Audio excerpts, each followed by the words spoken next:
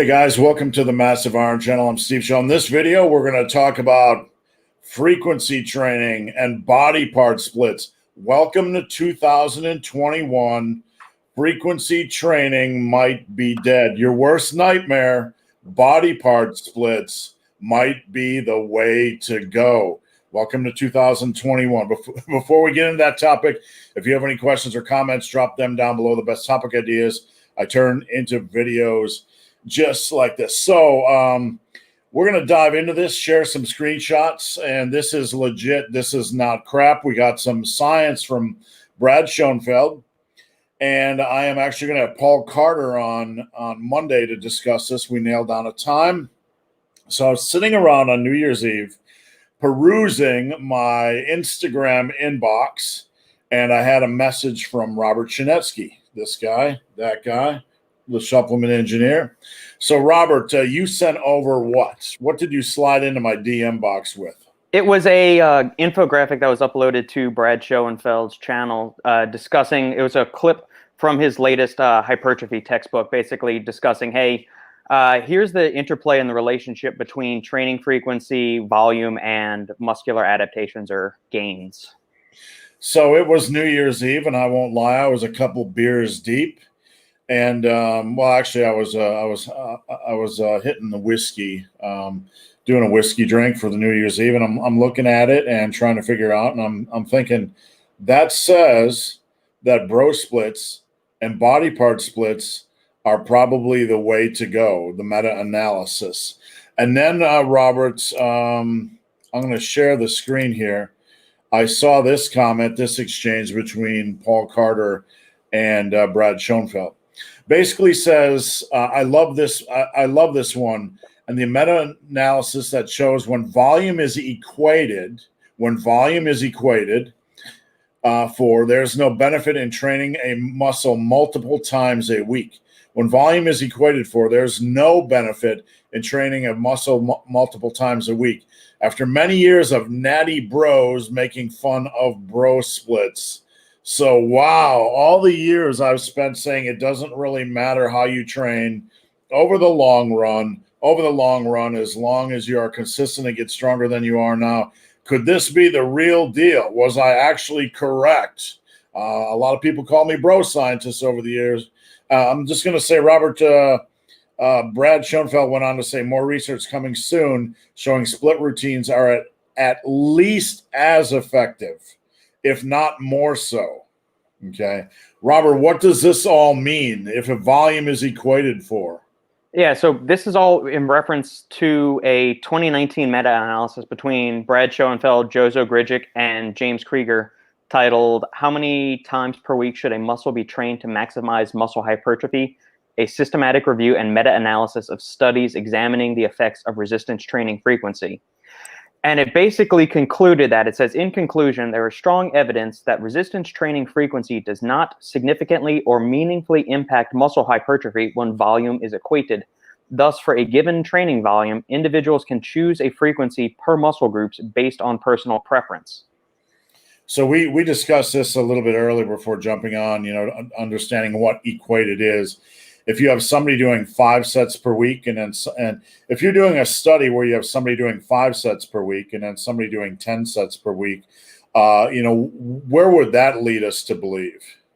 Somebody's doing 5 sets per week and then versus 10 times per week. Obviously, the person that's doing the higher volume is more than likely going to be getting a greater training effect because we've noticed a dose-response relationship between training volume and muscular hypertrophy gains. Now, what this meta-analysis is saying, it's saying that, hey, if you're equating the volume, so you have one person doing 10 sets 1 time per week, or you have another person doing 5 sets twice per week, in the end, it's not really going to matter. They're going to end up getting the same amount of muscle hypertrophy, provided they're both training to a subsequent amount of fatigue, inducing high levels of tension overload and exhausting the muscle fibers as efficiently and completely as possible.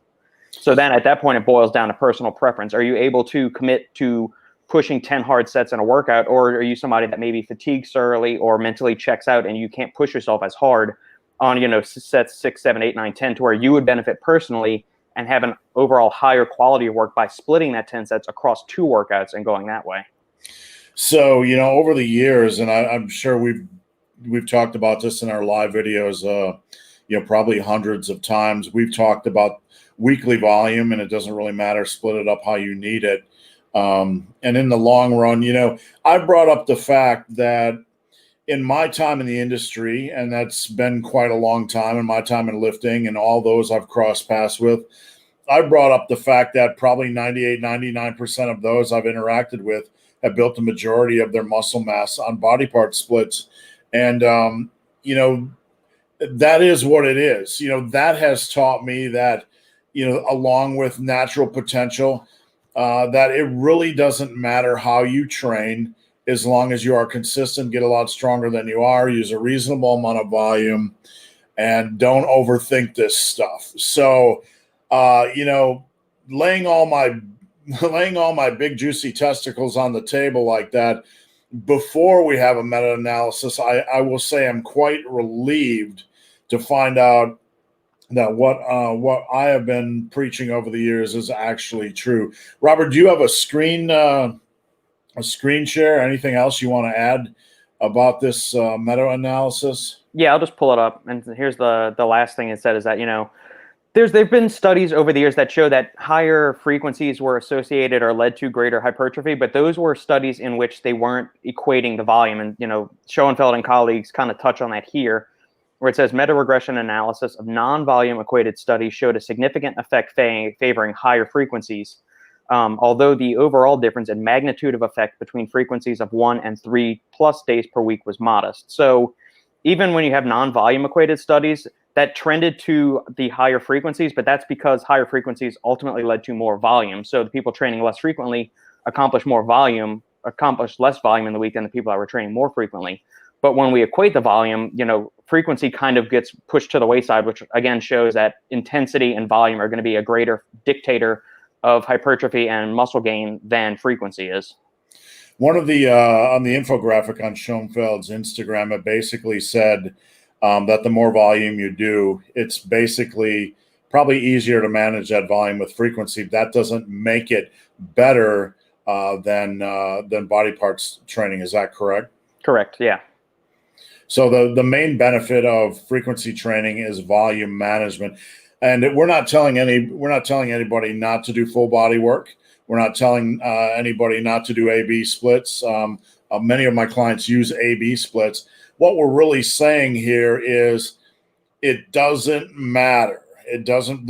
Schoenfeld did say that it's at least effective, if not more effective, the body part split. He has more information coming soon. But I would, in the real world, it's not going to really matter much at all in the long run over 5, 6, 7 years. If you're consistent, use a reasonable amount of volume, use progressive overload, and like Hulk Hogan says, train, say your prayers, and eat your vitamins.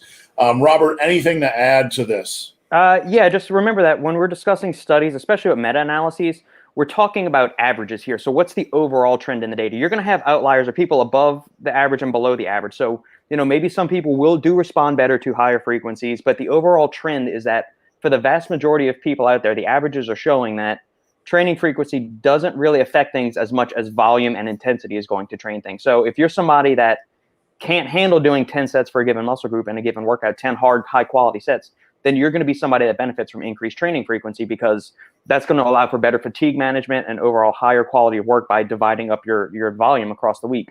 But if you're somebody, even advanced lifters may need to perform more sets in a given workout in order to fully fatigue the muscle fibers, whereas somebody that's a beginner probably can't handle 10 sets for a muscle group in a given workout. They might do better by doing something a little bit higher frequency, like an upper-lower split, an A-B split, something like that. So anytime we're talking about research, remember that we're talking about trends, we're talking about averages here. Now, that's not to say that you won't benefit from frequency. It's just it's not going to be this massive overarching factor that's going to rob you of your gains if you're only training one time per week. I will say, and I will add, and we've talked about this a lot when it comes to full body work. Once you start to get strong, it can become very, very difficult to get in all your work and not live in the gym. And when you look at all the, if you look at the structure of a body part split, you're able to do your compounds, and when you're fatigued, you're able to move on to less impactful exercises, but still get something out of it, machines, and then maybe isolations, body weight stuff. When you're looking at a full body workout, it's less forgiving. You're doing compound. It's hard not to do 4 compounds in a full body workout, at least, twice a week. So for those of you, we didn't make this video to, say there's only one way to train. But I just want to say, welcome to 2021. You better warm up your bro split. All right, Robert, we'll be back live this Friday. You going to be able to make it? Absolutely, Steve. All right. So, guys, hope this video has been of some help. If you have any questions or comments, drop them down below. If you made it this far in this video and have yet to subscribe to my channel, please do. I'd appreciate the support. So, guys, as always, thanks for watching. Have a great day. And, Robert, where can they find you on social media? The Supplement Engineer or supplementengineer.com. All right. Thanks, Robert. Have a good weekend. You too. And welcome to 2021.